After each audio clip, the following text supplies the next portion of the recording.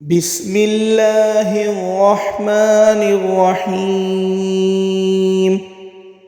إن الذين آمنوا والذين هادوا والنصارى والصابئين من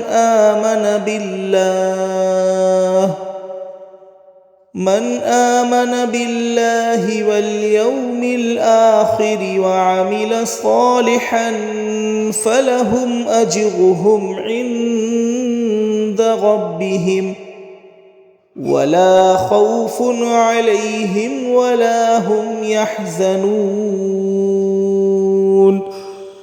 وإذ أخذنا ميثاقكم ورفعنا فوقكم الطور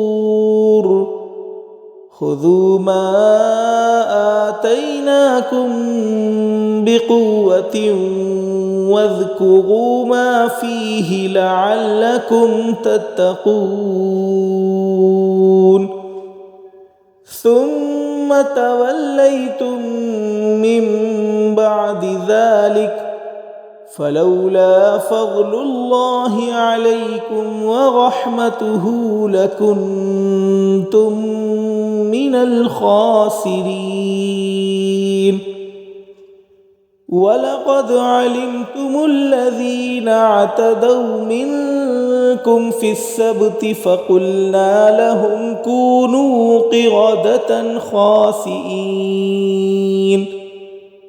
فجعلناها نكالا لما بين يديها وما خلفها وموعظة للمتقين. وإذ قال موسى لقومه إن الله يأمركم أن تذبحوا بقرة قالوا أتتخذنا هزوا قال أعوذ بالله أن أكون من الجاهلين.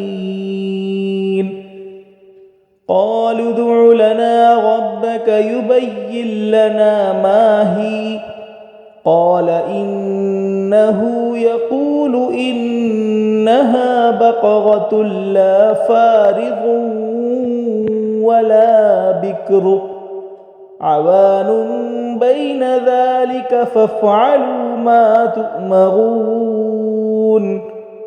قالوا ادع لنا ربك يبين لنا ما لونها قال إنه يقول إنها بقرة صفراء فاقع لونها تسر